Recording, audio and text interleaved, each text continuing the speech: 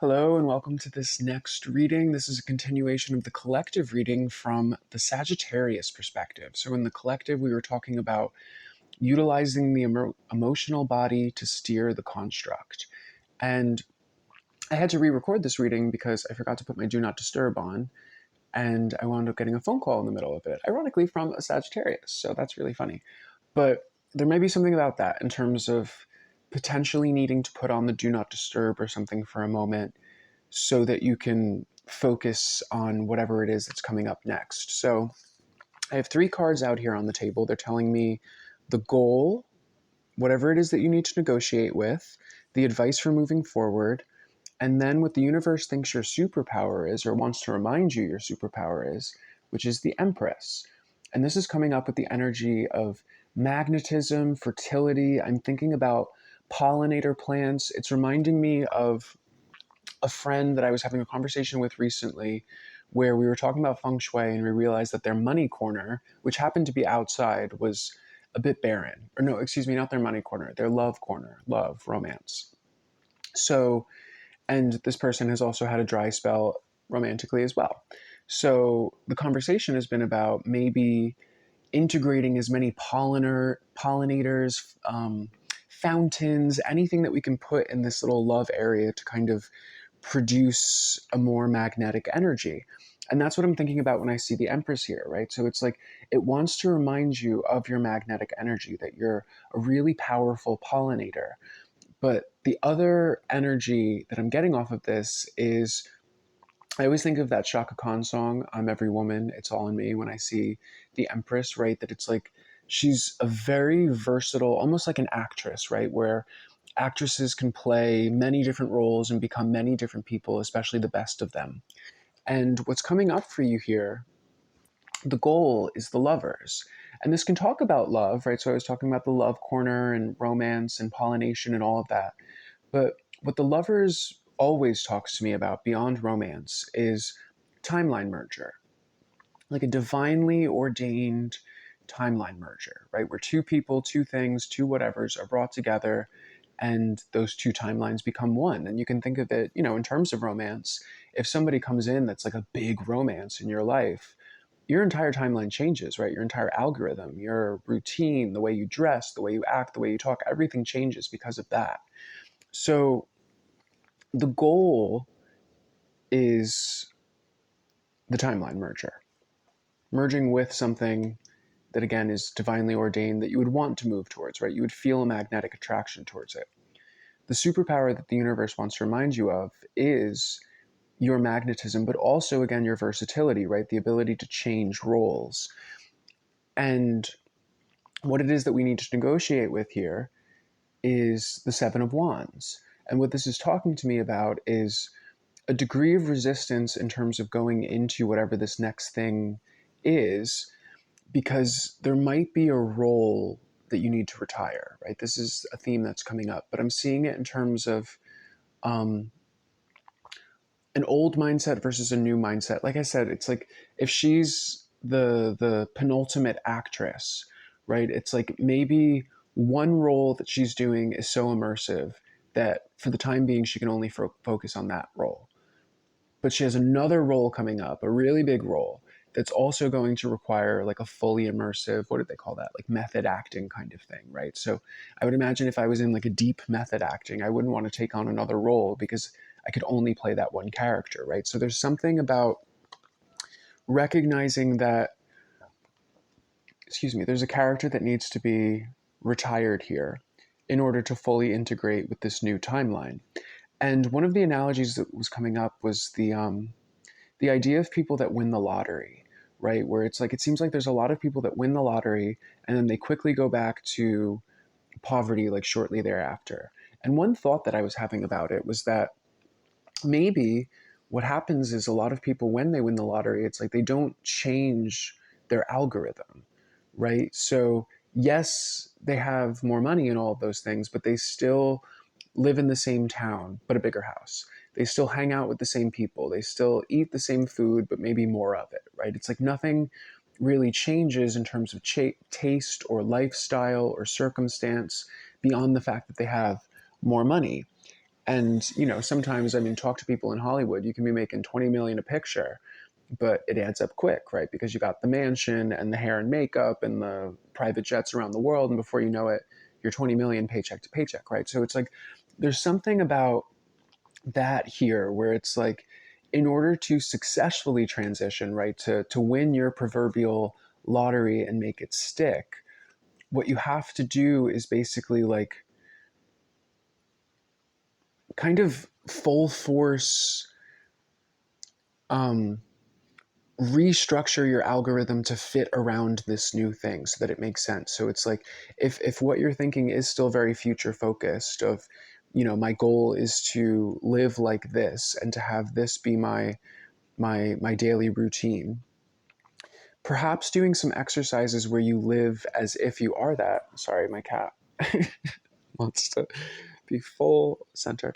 Perhaps doing some exercises where you're already in that mindset. How's a better way to say this? Where it's like, how would that person operate, right? Where it's like, when that person goes to the supermarket, do they shop differently than you do, right? Things like that, where it's like really quote unquote silly things, but it's just kind of training the mindset to method acting, right? It's literally, again, coming back to the idea of method acting, of embodying whatever it is that attracts the thing that you want, right? Because again, this is talking about pollinators. So there's all different kinds of pollinators. Are you trying to attract bumblebees, or are you trying to attract butterflies or something else? It's like there's different plants for different pollinators, if that makes sense. So it's basically a matter of stepping into the role of the flower that attracts the butterfly that you are seeking, if that makes sense. And the resistance here, it's like, it really seems like, because the Six of Wands, or excuse me, the Seven of Wands here, he's up against the Six Wands, which talks about unexpected victory. So it's almost like being afraid of our own success, of our own underdog story, whatever it is. It's like there's an energy of that sometimes, but it's almost like maybe that's what needs to be let go of, is the energy of seeing yourself as the underdog, right? Because then it's always struggle. I can empathize with that, right? So maybe it's about flipping the script where it's like, I wouldn't say that the Empress is the underdog, right? It's like, for lack of a better term, if we're talking about actresses, this might be, excuse me, oh, my throat chakra's exploding. It doesn't even want to say it. But if it was going to be an actress, right, it would probably be somebody like a Meryl Streep, right? Don't shoot the messenger. We're just using analogies. And I would never consider her to be an underdog. But I would definitely consider her to be, well, actually, I retract that. I would not consider her to be versatile. She's the same in every role. So let's think of somebody that's different in every role. Imagine somebody that's different in every role, right? And they're not an underdog. They're very successful, but maybe like a Christian Bale, right? Like how he gets like so fully into those roles that it's almost like ridiculous. Maybe that's a little bit too much, but you know what I'm saying. I think I'm going to let y'all figure out the analogy for that one, and I'm going to save it. But then the advice in terms of moving forward is the Five of Pentacles. And this is echoing back to what I was talking about in terms of stepping outside of the comfort zone, and I don't want to say putting yourself out in the cold, but it's like, what's the best way to say this? It's like, I feel like the fear here in terms of the timeline integration itself has something to do with maybe this idea that you're either on your own or something like that. 'Cause none of those are ringing true as I'm saying it. It's like I'm losing. Well, maybe I should pull a couple of oracles and just clarify that energy, because again, it's like, it's definitely encouraging stepping outside of the comfort zone. It's giving more of like an Eight of Cups energy. I wish it was an Eight of Cups, but for whatever reason, it wants to be this Five of Pentacles. So let's see. Okay, so underneath the Five of Pentacles, it says, I am still. I understand that there are times to move and there are times to be still. In my stillness, I seek greater understanding. I take time to rest and contemplate. I strive for unconditional happiness here in the present. I am still. Okay. So what I want to say about that in juxtaposition to the Lover's card here, right? With the Lover's card, this is the timeline merger that's coming up, something that you want to merge with. If we were going to use the analogy of a romance, right? Theoretically, if you already had a partner, you would most likely not be jumping into another relationship, right? But maybe it's actually giving the story of like holding out for a particular thing and putting all of your eggs into that basket and almost saying like, okay, well, I've been moving towards this thing for so long that I just kind of have to keep moving towards it. But then something else shows up, right? And it's like if you're in pursuit of that one thing, let's say a partner, but this other potential partner shows up that could be, divinely guided or helmed under divine providence, you'd kind of need to break your focus from that one thing and move towards something else. So that's what it feels like in terms of putting yourself out in the cold in a type of way, in terms of letting go of whatever this other thing is, whatever that means, right? It could be a job opportunity, right? Where it's like maybe you're in one job and you've just been there for a while and you've been paying your dues. So you think to yourself, like, if I keep doing this, I can go forward and they've given me opportunities. So I want to reciprocate that by being loyal. But then this other opportunity is coming up and it would require you to metaphorically break up with the old opportunity, right? To say, thank you for my time, for your time, whatever, moving on. So, to do a recap, the universe wants to remind you that you are the Empress, right? That you're not just a magnetic attractor, you are the magnetic attractor. And you are a very versatile magnetic attractor. So, whatever it is that you want to attract, you just need to figure out what it's attracted to and project that and embody that and be that like a method actor, a method actress. You're moving towards this divinely appointed timeline merger.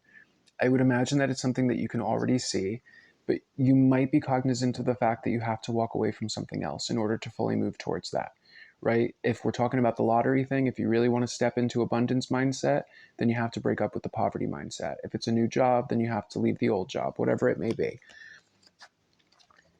And what it is that needs to be negotiated with is just fear of our own success, right? Why is that even a thing? I don't know, but it seems to be the theme right now. So I hope that was helpful, Sagittarius. Um, keep on keeping on. There's no extended for this, but if you are interested in a personal extended of your own, you will find that information in the description box below. I love you all, and I hope you keep on keeping on.